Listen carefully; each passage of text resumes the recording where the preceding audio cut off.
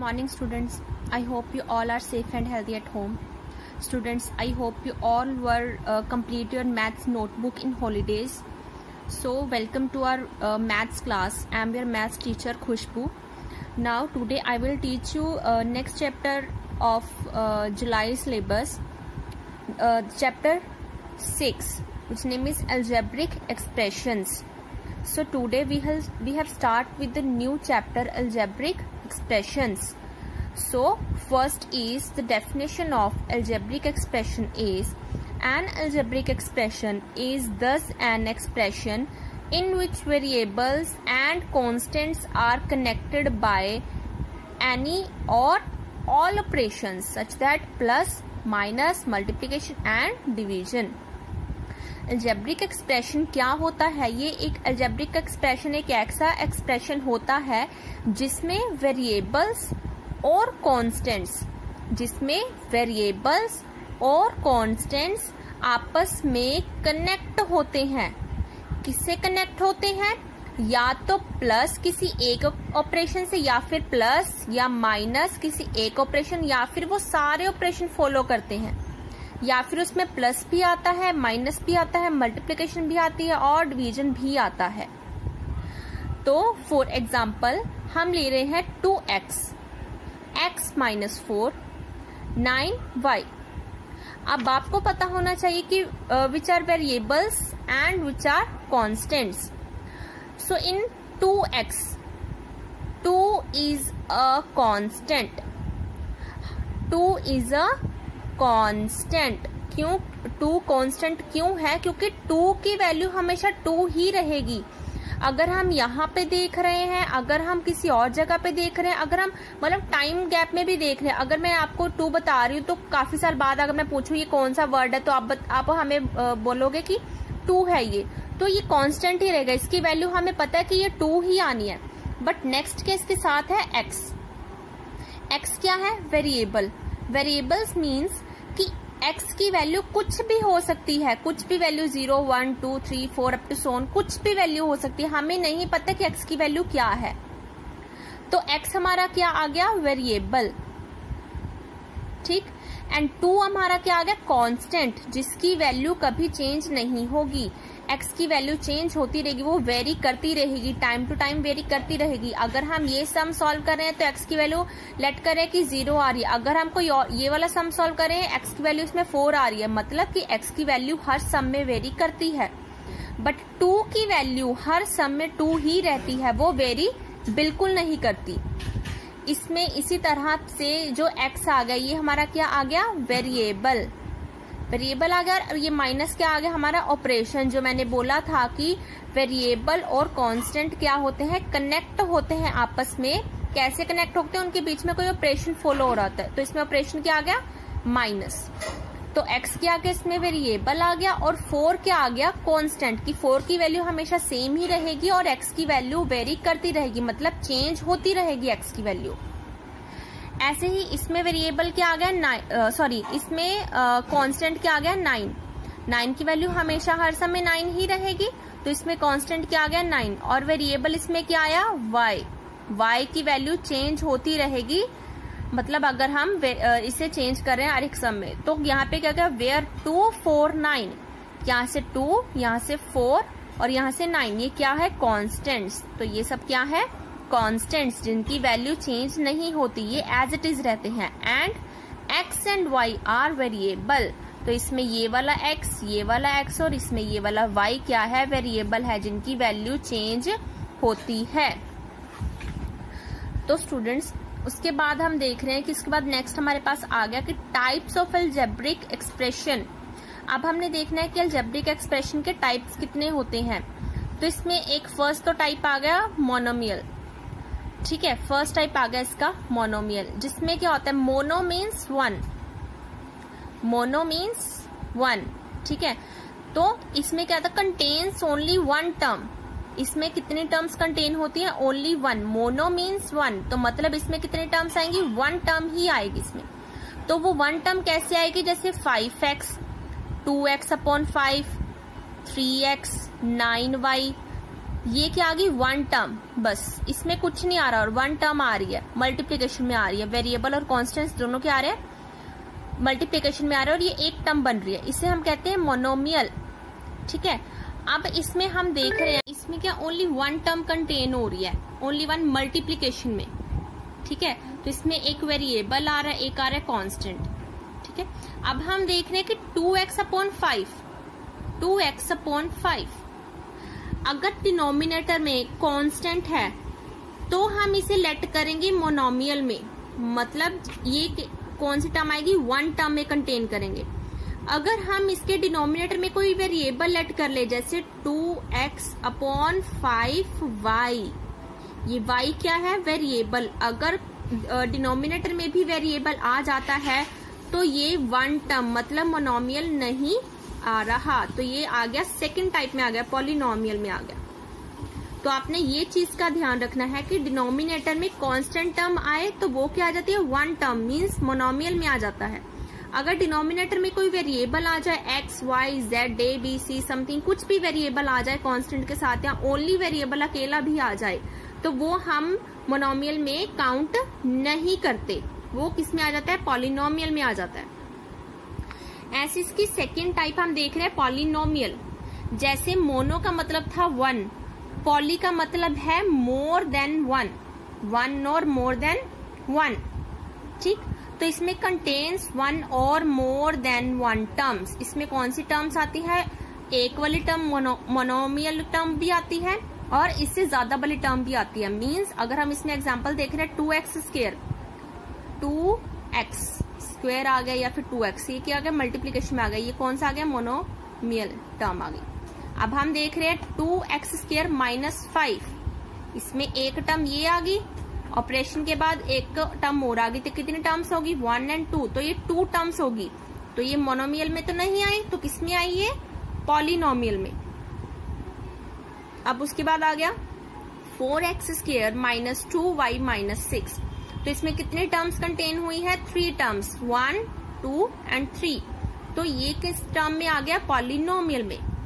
अब हम इसकी जो टाइप्स हैं आइडेंटिफाई करते हैं। जैसे इसे बुक में दिया गया, एक तो हमें डेफिनेशन दे दी मोनोमियल की एंड सेकंड इज पॉलिनोमियल की। पॉलिनोमियल में आता है कि जो मोनोमियल सम करके, द मोनोमियल और the sum of monomial is called a polynomial. अगर हम मोनोमियल की कितनी सारी टर्म्स को आपस में किसी ऑपरेशन में प्लस कर देते हैं तो वो क्या बन जाती है, टर्म हमारी पॉलिनोमियल। तो जैसे इसमें दिया हुआ है name monomial, binomial and trinomial. Mono का मीन्स 1, बाय का मीन्स 2, ट्राई का मीन्स 3। ठीक, मोनो मीन्स 1, मतलब इसमें कौन सी टर्म आएगी, 1 टर्म आएगी, 4x³ एक टर्म आ गई। बाय मीन्स 2, जिसमें 2 टर्म आएंगी, तो 2 टर्म्स कौन सी आ गई, 4x³ - 2y, ये कितनी टर्म्स आ गई, 1 टर्म एंड 2 टर्म, वो किसी ऑपरेशन से लिंक है, तो वो क्या आ गई, बायनोमियल। अब थर्ड आ गई ट्राइनोमियल। ट्राई मीन्स 3, जिसमें 3 टर्म्स कंटेन हो, तो इसमें 3 टर्म्स कौन सी आ गई, 4x³ - 2y - 6, तो ये कौन सी आ गई, ट्राइनोमियल। इन सबको हम मिला के क्या कहते हैं, ये सारी टर्म्स क्या है, पॉलिनोमियल। क्या आते हैं, इन सबको मिला के क्या बनता है, पॉलिनोमियल। अब इसमें नेक्स्ट देखिए, नेक्स्ट हमारा टॉपिक आ गया फैक्टर्स, फैक्टर्स एंड कोफिशिएंट्स। तो फर्स्ट आ गया फैक्टर्स। फैक्टर्स हमने पढ़े हुए, अगर हम किसी टर्म का एलसीएम लेते हैं, एलसीएम आपने लिया हो ना इस टेबल वाली टर्म से, तो यहाँ पे जो टर्म्स आती हैं ये वाली 1, 2, 3, 4, तो ये वाली जो टर्म्स आती है हम कहते हैं कि फैक्टर्स हैं इस किसी टर्म के। फैक्टर्स मीन्स किसी भी टर्म का सबसे स्मॉलेस्ट पार्ट, अगर हम उसे ब्रेक कर रहे हैं, वो सबसे स्मॉलेस्ट पार्ट उसका क्या आ जाता है, फैक्टर्स, मतलब उसे किसी पार्ट्स में डिवाइड करना। हम देख रहे हैं एक्सप्रेशन हमने लिया है 6x² - 7xy, ये हमारा एक्सप्रेशन है। अब हमने इसके फैक्टर्स बनाने हैं। फैक्टर्स मीन्स हमने इसे ब्रेक करना है स्मॉलेस्ट पार्ट में। हमने क्या करना है, इसे ब्रेक करना है। ब्रेक मीन्स तोड़ना है इसे। अगर ये आपस में लिखे तो इनके बीच में क्या है, मल्टीप्लीकेशन का साइन, मतलब ये आपस में मल्टीप्लाई हो रहे हैं। ठीक है, पहले हमने ये वाला एक्सप्रेशन ले लिया 6x² और सेकंड वाला ये ले लिया -7xy। अब इसे हमने टर्म्स को अलग अलग लिख लिया। अब इनके फैक्टर्स हमने डिवाइड करने। फैक्टर्स कैसे डिवाइड किए, 6। ठीक, अब x कितने टाइम्स है, 2 टाइम्स है, क्योंकि क्या है x²। x² मीन्स x कितने टाइम्स है, 2 टाइम्स मल्टीप्लाई हो रहा है। तो हम x भी क्या लिखेंगे, x मल्टीप्लाई x। अब ये क्या आ गया, फैक्टर्स में डिवाइड हो गया। अब सेकंड इसकी जो टर्म है ये देखेंगे -7xy। अब इसमें क्या आ गया, -7 हमारा जो फर्स्ट था, जो कांस्टेंट था -7, वो आ गया। अब हम ले रहे वेरिएबल्स, तो वेरिएबल कौन से आगे, x एंड y। तो ये इसके आगे फैक्टर्स, मतलब इसके ज्यादा ये ब्रेक नहीं होंगे। 7 को x और y को हम इसके ज्यादा ब्रेक नहीं कर सकते, ये इतने ही ब्रेक होंगे। तो ये टर्म्स क्या आ गई, फैक्टर्स आगे किसी एक्सप्रेशन के। ऐसे यहाँ पे हमें गिवन न्यूमेरिकल फैक्टर्स, तो जो कांस्टेंट टर्म होती है, कांस्टेंट टर्म जिसकी वैल्यू कभी चेंज नहीं होती, उसे कहते हैं न्यूमेरिकल फैक्टर्स। उसे क्या कहते हैं, न्यूमेरिकल फैक्टर्स। मीन्स ये न्यूमेरिकल वैल्यू है 6 एंड 7, 1 2 3, हम ये कौन सी वैल्यू लेते हैं, न्यूमेरिकल वैल्यू। तो फैक्टर्स अगर हम इसके ले रहे हैं तो वो क्या आ गए, न्यूमेरिकल फैक्टर्स। तो वो कितने आ गए, 6, इसका आ गया 6 आ गया न्यूमेरिकल फैक्टर। इसका न्यूमेरिकल फैक्टर क्या आया, -7। अब इसके विद रिस्पेक्ट जो आया, मतलब जो हमारा आया वेरिएबल फैक्टर, इसे हम क्या कहते हैं, वेरिएबल फैक्टर या फिर लिटरल फैक्टर कहते हैं।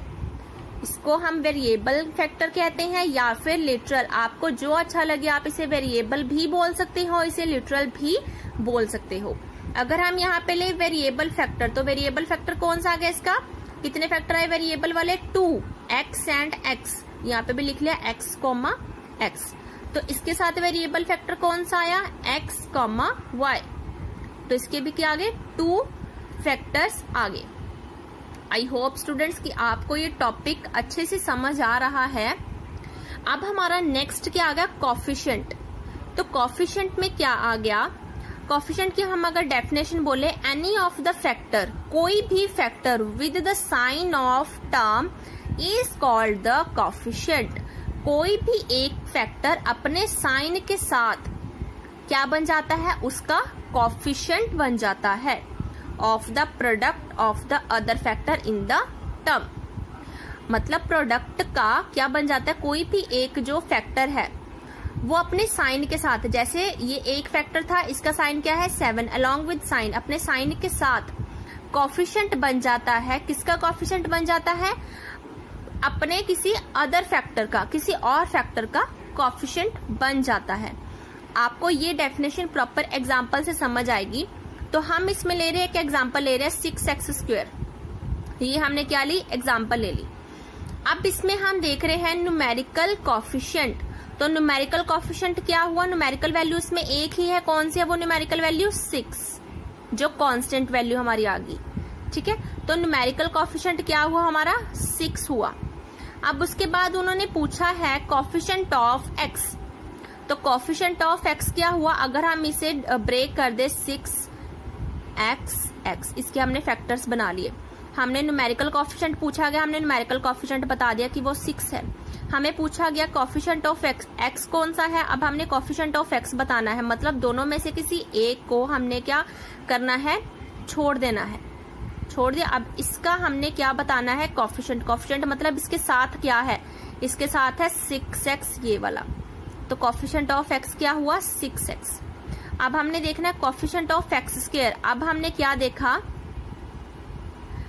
ये दोनों का x² का, मतलब ये x और ये x का कोफिशिएंट कौन सा है, तो दोनों के साथ कौन सा रह गया, अब टर्म 6 रहेगी। तो कोफिशिएंट ऑफ x² क्या आ गया, 6 आ गया। ऐसे हम, अगर आपको ये एग्जांपल नहीं समझ आई तो हम एक और एग्जांपल ले रहे हैं। उसमें क्या आ गया, टर्म आ गई -7xy। अगर हम इसे फैक्टर्स में डिवाइड करें तो वो क्या आ गया, -7x एंड y। अगर हमने न्यूमेरिकल कॉफिशिएंट, तो हमें पता है इसमें न्यूमेरिकल वैल्यू कौन सी, ए की न्यूमेरिकल वैल्यू, वो क्या आ गई -7, तो न्यूमेरिकल कॉफिशिएंट -7 आ गया। वेरिएबल कॉफिशिएंट, वेरिएबल कौन से आए दोनों में, इनमें वेरिएबल कौन से आए, ये कांस्टेंट है टर्म, ये दोनों वेरिएबल है, तो हमने वेरिएबल कॉफिशिएंट ले लिए एक्स वाई, तो वेरिएबल कॉफिशिएंट कौन से आ गए, एक्स और वाई। मतलब पहले हमने बता दी न्यूमेरिकल वैल्यू बता दी 7 है, वेरिएबल कॉफिशिएंट कौन से आ गए, ये जो वेरिएबल्स हैं। अब coefficient of x, coefficient of x मतलब हमने एक्स को छोड़ना है, एक्स को छोड़ के इसके साथ कौन सी टर्म आ रही है, -7, और कौन सी टर्म आ रही, वाई। तो हमने देख लिया कॉफिशिएंट ऑफ एक्स कौन सा आ गया, -7, वाई आ गया। अब हमें नेक्स्ट बोलेगा coefficient of y, coefficient of y means हमने क्या करना है, वाई को छोड़ देना है, वाई को हमने क्या किया, छोड़ दिया, वाई को छोड़ के क्या बचा उसके साथ, उसके साथ कौन सा आ रहा है, कॉफिशिएंट मीन्स उसके साथ आने वाली टर्म, तो इसके साथ आने वाली टर्म कौन सी है, -7x, तो इसकी क्या आ गई, -7x जो है इसके साथ आ गई। अब नेक्स्ट आ गया कॉफिशिएंट ऑफ एक्स वाई। अब कॉफिशिएंट ऑफ एक्स वाई मतलब एक्स वाई के साथ कौन सा कॉफिशिएंट आ रहा है, एक्स वाई के साथ कौन सा कॉफिशिएंट आ रहा है, -7, तो कॉफिशिएंट ऑफ एक्स वाई क्या आ गया, -7। So next topic is power of variable. So the next is the repeated product of the number. इसमें मैं आपको सिंपली बताती हूँ पावर ऑफ वेरिएबल का मीन्स क्या है कि एक्सपोनेंशियल पावर क्या है। एक्सपोनेंशियल पावर मीन्स अगर हम वेरिएबल ले रहे हैं, एक्स ले रहे हैं, वाई ले रहे हैं, जेड ले रहे हैं, तो वो कितने टाइम रिपीट हो रहे हैं। मीन्स अगर मैं एक्स ले रही हूँ, जैसे यहाँ पे एक्स हमने लिया था 2 टाइम्स लिया था, ठीक है, तो इसकी पावर क्या आ गई, एक्स स्क्वायर 2, तो इसकी पावर क्या आ गई, एक्स की पावर 2। तो इसमें हमें यही बताना है, जैसे यहाँ पे था एक्स और एक्स को अगर हम मल्टीप्लाई करेंगे, सेम वेरिएबल है तो उसको हम क्या कर देंगे, अगर मल्टीप्लीकेशन में तो उसकी पावर्स क्या होती है, एड ऑन हो जाती है, तो कितने आ गए 1 2, तो x square x raise to power 2। अब इसमें हम एक्स ले रहे हैं, कितने टाइम्स ले रहे हैं, एक्स 1 2 3, वो भी क्या है मल्टीप्लीकेशन में है तीनों, तो हमने क्या की एक्स रेज टू पावर 3, तो इसकी पावर क्या आ गई एक्स की 3, तो ये क्या आ गया पावर ऑफ वेरिएबल। तो वेरिएबल की पावर कितनी आ गई हमने वो बताना है। जैसे यहाँ पे नेक्स्ट दिया हुआ है a raise to power m, तो m क्या है, एक्सपोनेंट की पावर है, m क्या है, किसी भी एक्सपोनेंट की पावर है। तो a हम जो नीचे ले रहे हैं, कोई भी वेरिएबल या फिर कोई भी कांस्टेंट ले रहे हैं, उसे हम क्या कहते हैं, बेस। जैसे मैं ले लू कि x रेज टू पावर 3, तो x क्या आ गया, इसमें बेस आ गया, मतलब वो नीचे है तो वो क्या आ गया, बेस। तो इसके जो ऊपर हम पावर में ले रहे हैं उसके कहते हैं एक्सपोनेंशियल पावर, ठीक है। तो इसे हम कैसे रीड करेंगे कि a को हम m टाइम्स मल्टीप्लाई करेंगे तो वो क्या बन जाएगा, a raise to power m। अगर a multiply a multiply a multiply a multiply a multiply a up to 100 on m times, a क्या है, m टाइम्स मल्टीप्लाई हो रहा है, तो इसे हम क्या लिखेंगे, a to the power m। For example हमें दी गई है 3 multiply 3 multiply a multiply a multiply a multiply a। अब 3 मल्टीप्लाई 3, तो हम यहाँ पे क्या लिखेंगे, 3 कितने टाइम मल्टीप्लाई हुआ है, 2 टाइम, तो 3 रेज टू पावर 2 आ गया, ठीक है। अब a कितने टाइम मल्टीप्लाई हुआ है, a 1 2 3 4, a मल्टीप्लाई हुआ है 4 टाइम, तो a रेज टू पावर आ गया 4। अब हमें a की वैल्यू तो पता नहीं है, ये तो वेरिएबल है, पर 3 की वैल्यू तो पता ना कि 3 कांस्टेंट है, वो 3 ही रहेगा। अगर हम 3 को 2 टाइम्स मल्टीप्लाई करेंगे, 3 3 जा 9, तो वो ये क्या आ गया, 9 a रेज टू पावर 4।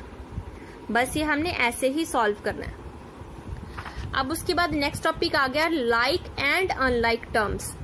इसमें क्या आ गया, like terms means, like means same, unlike means जो डिफरेंट है, सेम नहीं है, वो टर्म्स हमने बतानी है। तो लाइक टर्म की डेफिनेशन क्या है, जो टर्म्स क्या होती हैं, जिनकी वेरिएबल क्या है, बिल्कुल सेम होते हैं।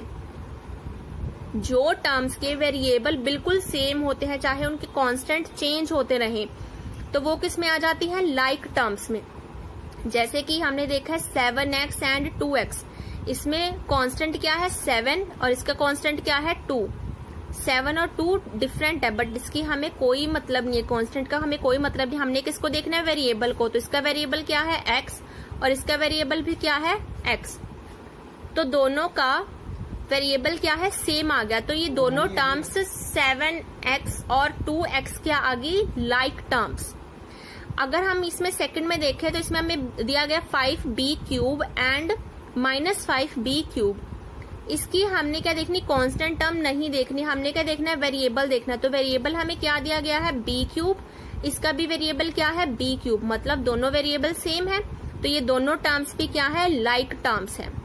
अब हम देखते हैं अनलाइक टर्म्स। अनलाइक टर्म्स में क्या होता है, जिसके वेरिएबल्स क्या होते हैं, डिफरेंट होते हैं, वो अनलाइक टर्म्स होती हैं। ठीक है, जैसे हम वेरिएबल ले रहे हैं कि एक का वेरिएबल ले रहे हैं 7a और दूसरे प्लस दूसरे का किसी का कॉमा दूसरे का वेरिएबल ले रहे हैं 7b। अगर इसके कांस्टेंट सेम है तो हमने ये नहीं देखना कि कांस्टेंट सेम है तो लाइक टर्म्स है, हमने कांस्टेंट्स पे ध्यान ही नहीं देखना, हमने देना है वेरिएबल्स पे ध्यान देना। तो इसका वेरिएबल a आ गया, इसका वेरिएबल b, तो ये दोनों क्या है, अनलाइक टर्म्स है। ठीक, तो ऐसे ही नेक्स्ट हमारा टॉपिक क्या आ गया, विद वन वेरिएबल। अगर कोई भी टर्म का एक ही वेरिएबल रिपीट हो रहा है तो हमने उसे देखना है। तो इसमें क्या आ गया, one variable. One variable means इस पूरे एक्सप्रेशन में हमने एक ही वेरिएबल यूज किया। जैसे इसमें वेरिएबल यूज किया गया है a, तो इसमें क्या आ गया, 7a² प्लस 2a माइनस 5। ठीक, इसमें कौन सा एक ही वेरिएबल यूज हो रहा है, a। इसमें कोई भी x, y, a, b, c कुछ नहीं यूज हो रहा, सिर्फ एक वेरिएबल हम a ही यूज कर रहे हैं हर एक टर्म में। ठीक, तो इसमें क्या गया था, greater exponent of the variable a is 2। तो इसका सबसे बड़ा जो हम देखेंगे, जिसकी पावर सबसे बड़ी है, तो हम greater exponents of variable a is 2। तो इसकी greater exponent of polynomial means हमने देखना है कि इसमें बताना है कि डिग्री ऑफ पॉलिनोमियल। डिग्री का मतलब है कि greater exponent term. Degree means greater exponent term, उसे कहते हैं डिग्री। तो हम इसकी बोलेंगे, इस पॉलिनोमियल, इस पूरे पॉलिनोमियल की डिग्री क्या है, 2 है। क्यों 2 है, क्योंकि इसके वेरिएबल की ग्रेटेस्ट पावर कौन सी है, 2। क्योंकि इसकी ग्रेटेस्ट पावर 1 है, इसकी पावर 1 है और इसकी पावर क्या है, 2। तो दोनों में से बड़ी पावर क्या हुई, 2।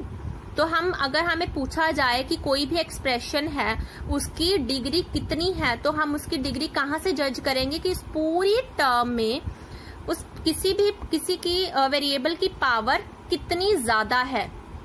समझ आई बात। अगर हम यहाँ पे देख रहे हैं तो इसमें 3x है, मतलब एक ही वेरिएबल दिया हुआ है, इसमें पावर क्या आ गई, 1x की पावर 1 है, तो इसकी पूरी टर्म की डिग्री क्या हुई, 1। अगर हम यहाँ देखें, ये हमें टर्म दी है x³ 2x7 माइनस 4x4। ये 1 टर्म है, ये 2 टर्म है, ये 3rd टर्म है। ठीक है, हमने इसकी पावर देखी, इसकी पावर आ गई 3। ठीक है, इसकी पावर देखी, इसकी पावर आ गई 7। ठीक, अब इसकी पावर देखी, इसकी पावर आ गई 4। अब तीनों में से बड़ी कौन सी है, 7। मतलब जो ये वाली टर्म है इसकी पावर ज्यादा है, तो पूरी एक्सप्रेशन की डिग्री कितनी आ गई, 7। तो पूरे एक्सप्रेशन की, तो पूरा जो पॉलिनोमियल है उसकी डिग्री कितनी आ गई, 7। तो 7 कहाँ से, जो ग्रेटेस्ट पावर है उसे हम क्या कहते हैं, degree of polynomial. So students, I hope you all will understand this chapter's introduction. अगर आपको ये इंट्रोडक्शन समझ आएगी तभी हम नेक्स्ट जो एक्सरसाइज है वो कर सकते हैं। जैसे यहाँ पे right the degrees of each of the following expression. अगर हमें बोला जाए कि इसकी जो डिग्रीज फाइंड करनी है, फॉलोइंग एक्सप्रेशन की डिग्री बतानी है, तो हम डिग्री कैसे बताएंगे इसकी। जैसे 5/2x² है, इसमें एक ही टर्म है, मतलब x², x की पावर 2, तो इसकी डिग्री भी कितनी हुई, 2 हुई। तो बाकी ये सब मैं आपको कल जो है एज अ असाइनमेंट या फिर एज अ प्रैक्टिस के लिए दूंगी, तो आपने वो सॉल्व करके मुझे भेजने हैं। So students, I hope you all will understand this. Thank you.